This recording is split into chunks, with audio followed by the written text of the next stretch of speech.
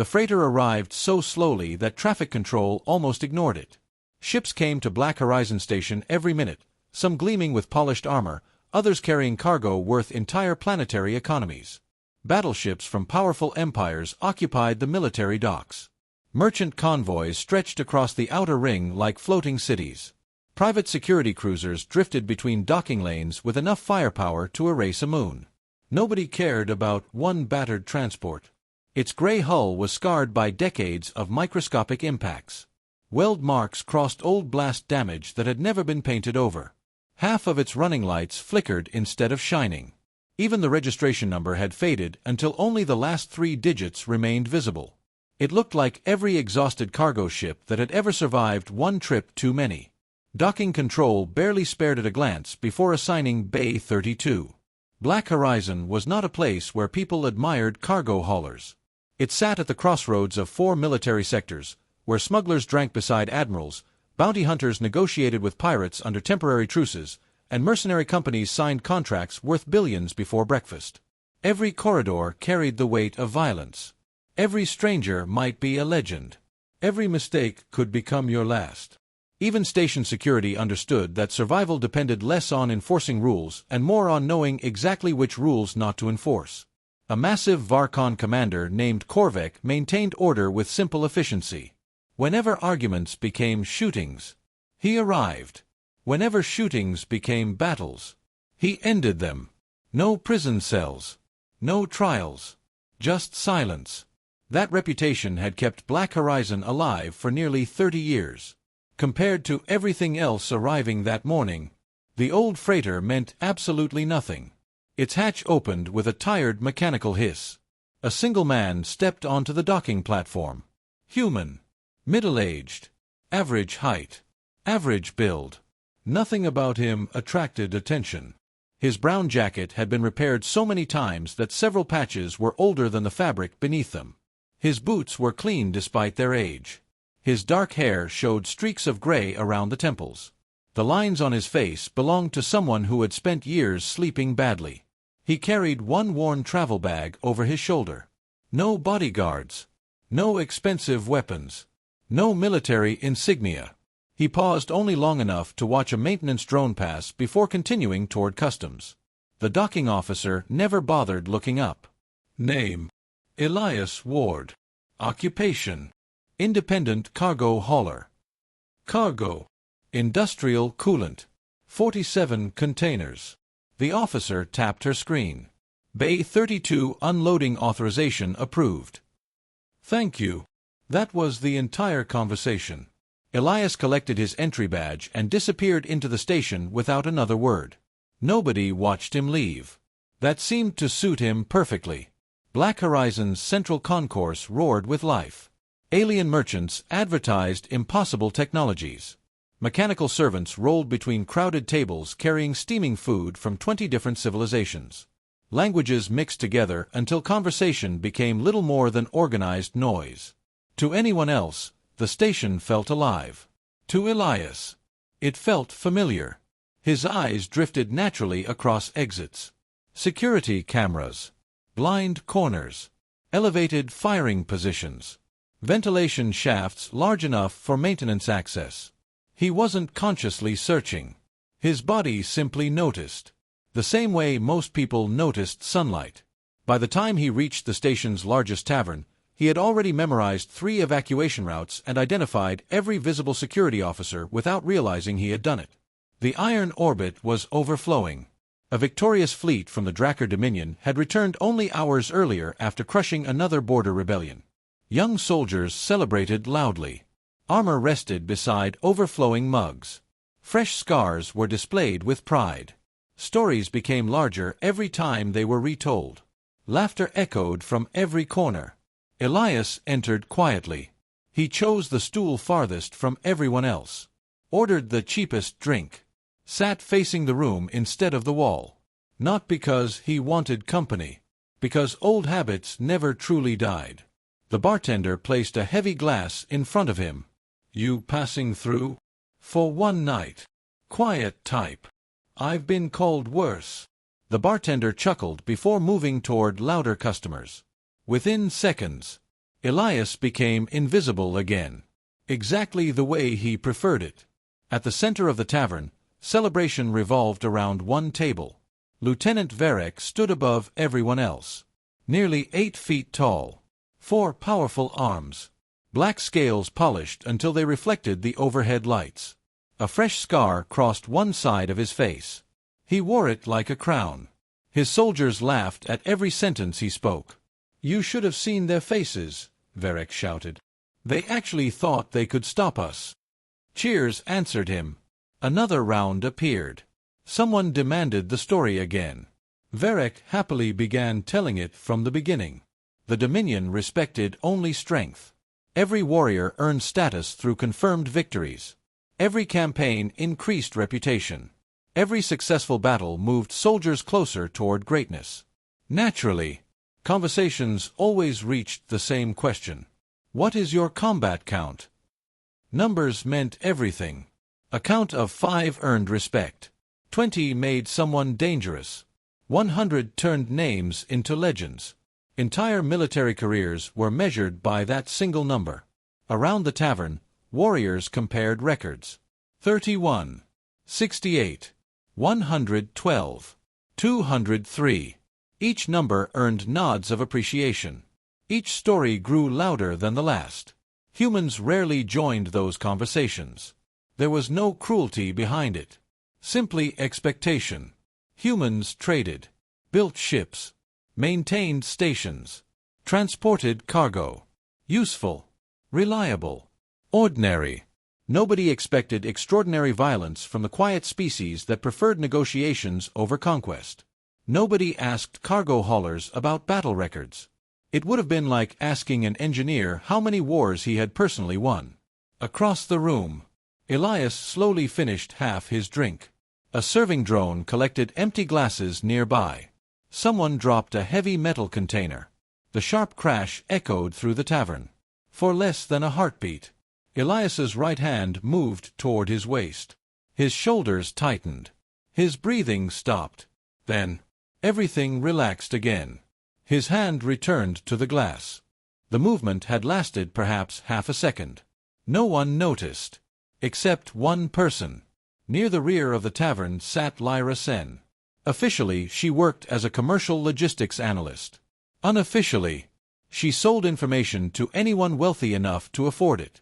She had built an entire career by noticing details other people ignored. And the quiet human had just done something impossible. That wasn't the reflex of a merchant, or a pilot, or a mechanic. That was battlefield conditioning. Automatic, deep, permanent. She watched him more carefully. His posture looked relaxed. Too relaxed. The kind that only came after years of danger. Then she remembered something. 3 years earlier, a human cargo captain named Elias Ward had first appeared on Black Horizon. Every shipment had been routine. Every inspection perfectly clean. Every license legitimate. Yet one section of his employment history remained inaccessible. Not missing. Not deleted. Classified. Highest authorization. She had tried accessing it once. Her request disappeared. Minutes later someone anonymously advised her never to search that name again. She had listened. Until now. Across the tavern, Lieutenant Varek slammed another mug onto the table. His squad had nearly exhausted every worthy conversation. The celebration needed something new. One of his soldiers laughed and pointed toward the quiet human sitting alone. What about him? Heads turned. Varek followed their gaze. A lone cargo hauler. Plain clothes. Cheap drink. No visible weapon. Perfect. The lieutenant smiled. Let's ask our human friend. His soldiers burst into laughter. Around the tavern, conversation slowed as people sensed entertainment approaching. Elias never looked up. He simply took another slow sip from his glass. Varek and 6 armored warriors crossed the room together. Their heavy footsteps echoed against the metal floor. Even the bartender paused. Lyra quietly lowered her drink without taking her eyes off the human. Something told her this was about to become far more important than anyone in the room realized. Varek stopped beside the bar, rested two massive hands on the counter, smiled down at Elias, and asked one simple question. "So then, human, what is your combat count?" The laughter started before Elias answered. It rolled through Verek's squad first. Then the nearby tables joined in. Not because anyone hated humans. Because everyone believed they already knew the answer. A cargo hauler. An ordinary human. At best. A handful of pirates. Maybe one unfortunate accident. Perhaps none at all. Verek leaned closer, still smiling. No need to be embarrassed. His lower hands rested casually on the counter while his upper pair folded across his armored chest. "We've all started somewhere." One of the younger soldiers grinned. "Unless the answer is 0. More laughter. Even the bartender smiled while pretending to polish another glass. Elias remained perfectly still. He neither smiled nor frowned. His eyes rested on the amber liquid inside his glass as though the conversation belonged to someone else. When the laughter finally began fading, he looked up. His gray eyes settled calmly on Verek. There was no anger in them, no shame, no challenge, only quiet patience. "Are you asking for confirmed combat eliminations?" His voice was soft enough that people leaned closer to hear. "Or estimated?" The tavern grew noticeably quieter. Verek blinked. "What?" "Confirmed." Elias spoke as though discussing cargo inventories. "Verified by military records." He took another small sip. "Estimated" includes battlefield losses that couldn't be individually confirmed. Silence spread one table farther. Several veterans stopped drinking. That wasn't the response anyone expected. Only soldiers spoke like that. Not merchants. Not civilians. Certainly not cargo pilots. Verek forced another smile. "Confirmed." He laughed awkwardly. "Let's keep it official." Elias nodded once. He looked back into his drink. Several long seconds passed. Not dramatic seconds. Heavy ones. The kind belonging to someone deciding whether opening an old door was worth the pain waiting behind it. His fingers tightened slightly around the glass. For the first time, the faint tremor returned. It was almost invisible. Almost. Lyra noticed. Veterans noticed. Verek did not. Finally, Elias exhaled quietly. "I stopped counting precisely after 41,000. Nobody moved. Nobody even blinked." He continued. "The confirmed total should be somewhere around 43,000 now." He said it exactly the same way someone might mention today's weather. Matter of fact. Emotionless. Then he took another sip. Conversation didn't stop. It disappeared. The silence reached every corner of the tavern within seconds. Glasses remained suspended halfway to mouths. A serving drone froze after detecting no movement around it. Even the background music suddenly felt too loud. Verek stared. "What?" Elias didn't repeat himself. He simply continued drinking. One soldier laughed nervously. "Good one." Nobody joined him. Another looked toward Verek, waiting for the lieutenant to expose the joke. Instead, Verek felt something unfamiliar. Confusion. Not because the number sounded impossible. Because the human hadn't sounded like someone lying. There had been no pride. No performance. No attempt to impress anyone. Just a number. Spoken with the exhaustion of someone remembering an old address. "You expect us to believe that?" Verek asked. Elias shrugged faintly. "I don't expect anything. You are human." "Yes." "You fly coolant shipments." "Usually." "You aren't military." "Not anymore." 3 words. Not anymore. Lyra felt cold. Something inside those words carried weight far beyond the conversation. She quietly opened the data pad hidden beneath the table. Without looking away from Elias, she typed his name. The public profile appeared immediately. Independent transporter. Licensed civilian pilot. Routine freight operations. No criminal history. Exactly as before. She opened the restricted employment section. Access denied. Level Omega clearance required. Her heartbeat quickened. Omega. She had never seen Omega clearance attached to an ordinary citizen. Not once. Across the room, an older Carthan mercenary slowly stood. His gray beard reached nearly to his chest. The mechanical arm replacing his left arm whined softly as he approached. Every veteran on Black Horizon knew him. Commander Darius Holt. Retired. Official combat count 8,312. One of the highest publicly recorded numbers in civilized space. He stopped several steps away from Elias. Studied him. Then quietly asked, "What unit?" The question carried none of Verek's arrogance. Only professional curiosity. Elias looked at him. For the first time, something changed. Recognition. Not of the man. Of the question. The 9th. Darius frowned. There is no 9th. There isn't any more. Another silence. Darius searched his memory. Every famous regiment. Every classified operation he'd ever heard whispered during 40 years of war. Nothing. No 9th. No human unit by that name. Yet, the answer somehow felt true. Verek recovered enough confidence to laugh again. This is ridiculous.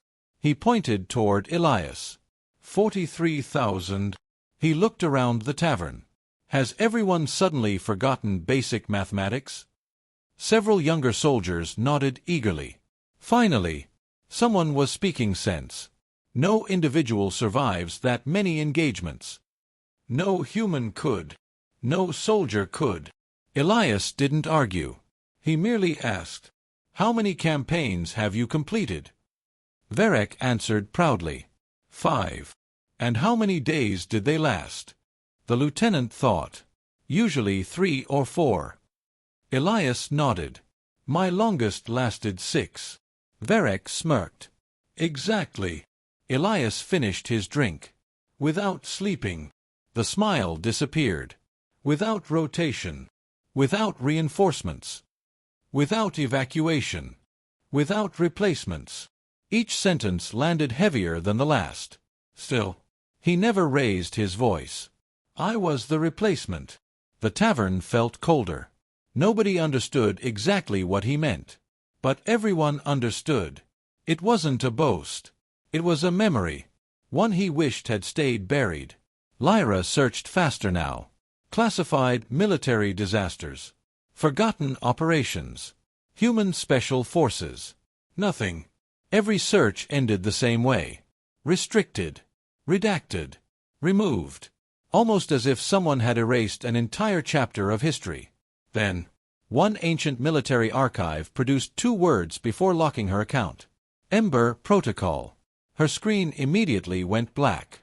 Connection terminated. Unauthorized inquiry logged. Lyra's breathing caught. Someone, somewhere, had noticed. Near the entrance of the tavern, another figure had also noticed. Commander Korvek. He had arrived to inspect routine security patrols. Instead, he found absolute silence. His gaze settled immediately on Elias. Then, recognition flashed across his scarred face. Not certainty. Memory. Very old memory. A briefing. Years ago. One classified sentence spoken by a dying admiral. If you ever meet one, show respect. No explanation. No names. No files. Only those words. Korvek had dismissed them for decades. Until now. He looked at the quiet human sitting alone. The tired eyes. The burned scars disappearing beneath rolled sleeves. The complete absence of pride. Suddenly, the impossible number mattered far less than the expression on the man who carried it. Korvek turned without interrupting the conversation. His young aide hurried after him. Commander. Korvek kept walking. Prepare my office. For what, sir? The old commander stared ahead. I need every classified record concerning a human operation that officially never existed. Back inside the tavern, Verek remained frozen. He wanted to accuse Elias of lying. He wanted everyone to laugh again. He wanted the evening to return to normal. Instead, He found himself asking a question that surprised even him. How? Elias looked at him for a long moment. For the first time since entering the station, real emotion crossed his face. Not pride. Not satisfaction. Not anger. Sadness. Ancient. Bottomless. The kind that never completely heals. When he finally answered, his voice barely rose above a whisper. You don't survive numbers like mine. Another pause. You simply live longer than everyone else. Elias placed enough credits beside his empty glass to pay for the drink. Picked up his worn travel bag. Walked toward the exit. No one tried to stop him. No one stepped into his path. Hundreds of eyes followed the ordinary-looking cargo hauler until the tavern doors quietly closed behind him. Only then did anyone breathe again. And somewhere deep beneath Black Horizon Station, an encrypted military archive that had remained unopened for 12 years quietly activated for the first time. The tavern never became loud again that night. People still drank. Servers still moved between tables. Music still played through the speakers. But every conversation happened in lowered voices. The laughter had disappeared as completely as if someone had opened an airlock and let it escape into space. Lieutenant Varek remained seated exactly where Elias had left him. The mug in front of him was still full. He hadn't touched it. His squad watched him uncertainly. One finally broke the silence. He lied. No one answered. Another tried. He had to. Still, no one answered. Because everyone kept remembering the same thing.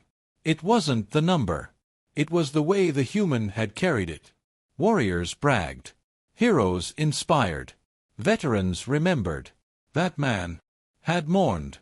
Varek stared at his own reflection inside the untouched drink. 14 confirmed eliminations. Only an hour ago he had believed that number made him someone important. Now, it felt painfully small. Not because another number was larger. Because the man carrying the larger number looked as though every single one still followed him. For the first time since becoming a soldier, Varek wondered whether victory could become a punishment. Across Black Horizon Station, Lyra hurried toward her private office. The security warning still echoed inside her head. Unauthorized inquiry logged. Someone had monitored her search in real time. That almost never happened. Unless the information belonged to the highest levels of government. Her office door sealed behind her. Immediately every display activated. She bypassed commercial networks. Ignored legal databases. Instead, she opened connections few civilians even knew existed. Retired military archives. Forgotten diplomatic servers. Insurance records. Supply manifests. Medical shipments. She wasn't looking for Elias anymore. She was looking for holes. History always left holes. Even when governments erased names. They couldn't erase everything. Someone had delivered fuel. Someone had ordered food. Someone had manufactured ammunition. Wars always generated paperwork. Hours passed. Tiny fragments slowly appeared. A transport convoy redirected 12 years earlier. Medical ships deployed to an unnamed sector. Emergency authorization signed directly by the Galactic Council. Entire battalions reassigned overnight. Then, nothing. The trail vanished. Not naturally. Surgically. As though history itself had been cut apart. Lyra leaned back. Who were you? She whispered toward the empty room. Then one forgotten logistics report caught her attention. Destination. Frontier Sector 9. Cargo. Specialized atmospheric filtration systems. Personnel supported. Unavailable. Operation name. Ember Gate. Every other line had been blacked out. Her pulse quickened. Not Ember Protocol. Ember Gate. Different designation. Same word. She opened another archive. Denied. Another. Denied. Another. Access revoked. Then, a single sentence appeared before the system disconnected permanently. Surviving personnel reassigned to civilian identities. The screen went dark. Lyra slowly stood. Surviving personnel. Plural. Which meant Elias hadn't been alone. Where were the others? Commander Korvek stood inside the station's secure command vault. The room had no windows. Only reinforced walls and military terminals older than most governments. His personal clearance opened records unavailable to almost anyone alive. He entered one search request. Ember. The archive remained silent. Several seconds passed. Then, access requires legacy authorization. Korvek frowned. Legacy. He hadn't seen that designation since his academy years. He entered emergency command credentials. Another pause. Finally, one heavily damaged file opened. Most of its contents had been deleted. Entire pages were missing. Names replaced with black rectangles. Dates removed. Only scattered paragraphs remained. He read them slowly. Emergency threat classification. Existential. Enemy designation. Unknown adaptive hive. Combined fleet status. Destroyed. Recommended response. Unavailable. Final emergency authorization. Human strategic asset deployment approved. Korvek stopped reading. Human strategic asset. Not fleet. Not division. Asset. His eyes continued downward. Casualty report. Classified. Survivors. Classified. Mission result. Successful. Then, the final surviving sentence. All remaining personnel to receive new identities immediately. Korvek closed the file. His massive hands remained resting on the terminal. He had commanded soldiers for 35 years. He knew exactly what governments did after impossible victories. They buried them. Not because heroes embarrassed politicians. Because surviving heroes carried truths capable of changing civilizations. Elsewhere, Elias sat alone aboard his freighter. The station lights drifted across the small cabin through a narrow viewport. Everything inside remained perfectly organized. Every tool exactly where it belonged. Every checklist completed. Every surface clean. Routine. Predictable. Safe. He liked safe. His travel bag rested beside the bunk. He slowly removed a small metal box. No markings. No locks. Just worn steel. He hesitated before opening it. Inside, one faded photograph. 8 soldiers, covered in dust, smiling despite obvious exhaustion. One of them was unmistakably younger Elias. His hair darker, his face untouched by age. He looked almost happy. 7 others stood beside him. None wore rank insignia. Only identical gray uniforms without names. Elias gently brushed invisible dust from the photograph. They're still gone. The words barely left his lips. They're still gone. He closed the box immediately, as though even looking hurt too much. A soft vibration interrupted the silence. Station-wide emergency bulletin. Meteor advisory. Pirate attack. Routine security exercise. He ignored it. The message ended. Another followed seconds later. Military personnel report to assigned sectors. Civilian movement restrictions now in effect. His expression changed. Slowly, he stood, walked toward the viewport. Outside, something felt different. Dockworkers were running. Security patrols doubled. Cargo cranes stopped moving. Emergency blast doors began closing throughout nearby corridors. Not a drill. His instincts recognized it before his thoughts did. Something was wrong. Very wrong. At almost the same moment, deep-range sensor stations beyond the outer system transmitted identical emergency signals. Unknown contacts. Massive numbers. Non-responsive. Closing rapidly. Inside Operations Command.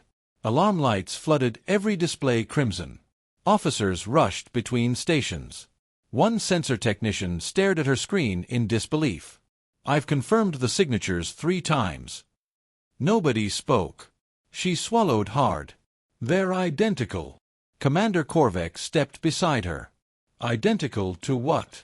The technician looked up slowly. Her face had lost all color. The Frontier incident. Silence. Korvek's jaw tightened. Positive identification. 99.8%. Distance. 12 hours. Every officer inside the command center froze. One quietly whispered, "That's impossible." Another officer shook his head. "They were destroyed." The technician answered without looking away from the display. "No. They stopped." She enlarged the sensor image. Hundreds, then thousands, of tiny biological signatures slowly appeared across the tactical map, each one moving with horrifying precision. Not random, purposeful, growing.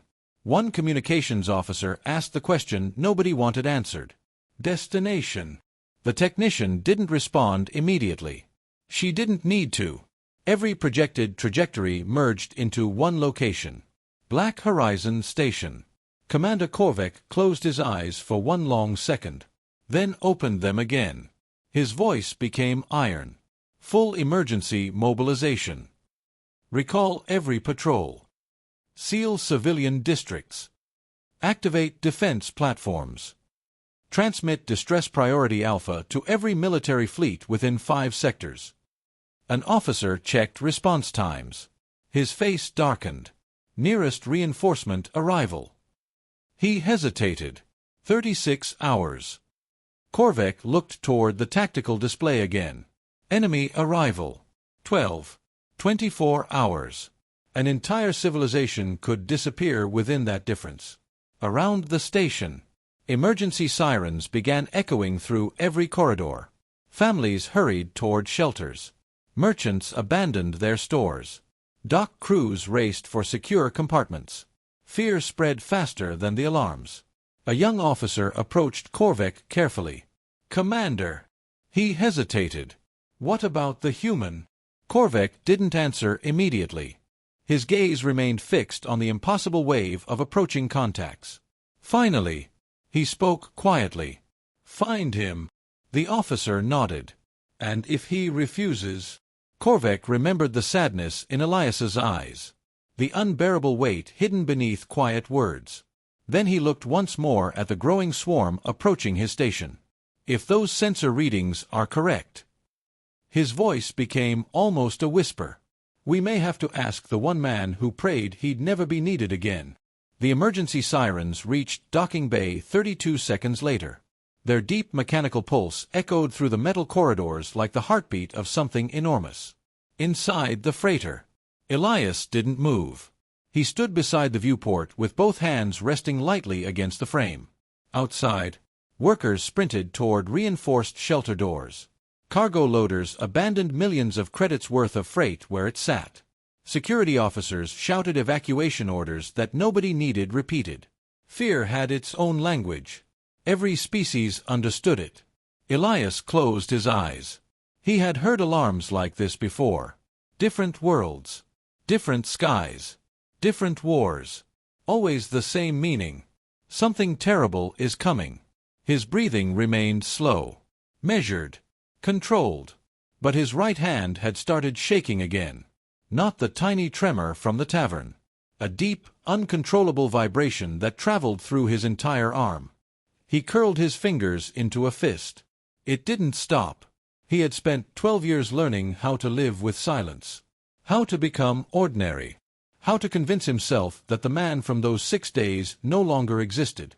Cargo. Schedules. Fuel manifests. Routine. That life had saved him. Or at least, it had allowed him to keep breathing. Now the alarms were asking him to become someone else again. Someone he had buried. Someone he had promised never to meet again. A heavy knock echoed against the airlock. 3 slow strikes. Not impatient. Not demanding. Respectful. Elias already knew who stood outside. He opened the hatch. Commander Korvek waited alone. The station commander looked older than he had only hours earlier. Responsibility had a way of aging people faster than time. Neither man spoke immediately. The alarms filled the silence between them. Korvek finally broke it. "They're here." Elias nodded once. "I know. You recognize the signatures?" I recognize the fear. Korvek looked directly into the human's tired eyes. Our long-range sensors confirm an adaptive hive fleet. Elias remained silent. 12 hours. Still silence. We've requested reinforcements. No reaction. They're 24 hours too late. The words hung heavily in the air. Korvek lowered his voice. I have 4,000 civilians inside this station. My soldiers are brave. They'll fight. They'll die. And it still won't be enough. Elias looked away, toward families rushing across the docking bay. A father carried one frightened child while another struggled to keep pace beside him. An elderly mechanic helped a stranger who could barely walk. People who had never met were helping each other simply because there was no other choice. Ordinary people. Trying to survive. Exactly like... No. He forced the memory away. Korvek noticed the change in his expression. I read what little remained. Elias said nothing. There were almost no records. Silence. No names. Silence. No unit designation. Silence. Only one sentence. The commander hesitated. Mission successful. Elias closed his eyes. Mission successful. Those words had always sounded strange. Success usually implied celebration. There had been none. Only funerals that history refused to remember. They shouldn't have shown you that. They didn't. Korvek admitted quietly. I found what they failed to erase. Another silence settled between them. Finally, the commander removed the insignia from his own uniform. He placed it on the cargo ramp. Not as a symbol of rank. As a symbol of humility. I am not asking as your superior. I have no authority over you. You are a civilian. Elias almost smiled. I've been one for 12 years. Korvek nodded. I know. But you are also the only living person on this station who has faced them. The human's trembling hand slowly relaxed. They adapt. His voice was barely above a whisper. Korvek remained completely still. They don't attack randomly. They learn. They sacrifice entire waves simply to understand your defenses. They never become angry. They never panic. They never hate. They calculate. Every word sounded less like information, and more like an old nightmare returning. Korvek listened without interrupting. If they're here, Elias continued quietly, then they remember. The commander frowned. Remember what? Elias looked into the darkness beyond the docking bay. Me. For several seconds. Neither man spoke. The answer somehow made everything worse. A communications officer suddenly ran into the docking bay. Commander. Korvek turned. What is it? New sensor update. The officer struggled to catch his breath. The fleet changed formation. Korvek's expression hardened. So. They altered course immediately after entering the system. So. The officer swallowed. They're no longer heading toward the station. A tiny spark of hope appeared. Where are they going? The officer looked toward Elias. They're surrounding docking bay 32. Silence. Korvek slowly turned back toward the human. Neither of them needed to say it aloud. The swarm hadn't come for Black Horizon. It had come for Elias. Somewhere beyond the outer defense perimeter, thousands of living ships shifted through space with terrifying precision. No wasted movement. No confusion. Every vessel adjusted position simultaneously, like cells responding to a single thought. Inside the operations center, every tactical display highlighted one destination. Docking Bay 32. One young officer whispered. They know he's here. No one argued. Back aboard the freighter. Elias stared at the floor. His breathing had become perfectly steady. The trembling stopped. Completely. Korvek noticed immediately. The frightened cargo pilot was gone. In his place stood someone else. Not louder. Not more aggressive. Simply focused. It wasn't confidence. It was familiarity. Like a firefighter smelling smoke. Like a surgeon entering an operating room. Like a man returning to work he had hoped never to perform again. Elias walked back inside his ship. Korvek followed several steps behind. The cargo bay looked exactly as before. Plain. Organized. Forgettable. Until Elias knelt beside the lowest storage locker. He entered a code. Then another. Then placed his palm against a biometric scanner hidden beneath old paint. The compartment unlocked with a heavy metallic click. Inside, there was no cargo. Only a long black case. Dust covered its surface. It had clearly remained unopened for years. Elias stood silently before it. His reflection stared back from the polished lid. Older. More tired. More alone. Very slowly, he opened the case. Korvek forgot how to breathe. Inside rested a combat suit unlike anything he had ever seen. No medals. No decorations. No bright colors. Only scarred black armor covered with thousands of microscopic impact marks. The armor didn't look expensive. It looked used. Beside it rested a simple combat knife. Its edge had been sharpened so many times the blade had become noticeably thinner. Nothing about either object looked legendary. Everything about them looked exhausted. Elias gently picked up the knife. His thumb rested against the worn handle. Exactly where it had rested countless times before. His eyes closed for just a moment. When they opened again, the sadness remained. But something stronger now stood beside it. Duty. He quietly fastened the knife to his belt. Then lifted the armor from its case. Behind him, Commander Korvek remained completely silent. Some moments deserved witnesses, not interruptions. As Elias secured the final clasp across his chest, every alarm throughout Black Horizon suddenly stopped. The silence lasted less than 2 seconds. Then every screen across the station flashed with a single automated message. Unknown biological transmission detected. The tactical officer's voice echoed over every emergency channel. Commander. Korvek touched his communicator. Report. The reply came immediately. They're broadcasting. What are they saying? The operations center remained silent for several seconds. Finally, the translator finished processing the signal. The officer's voice trembled. It isn't a threat. Korvek frowned. Then what is it? The officer swallowed hard before answering. It's a name. A single name. Korvek slowly looked toward the armored human standing beside the open case. Whose? The answer echoed across every speaker on Black Horizon Station. Elias Ward. And for the first time in 12 years, the hunter realized. He had become the hunted.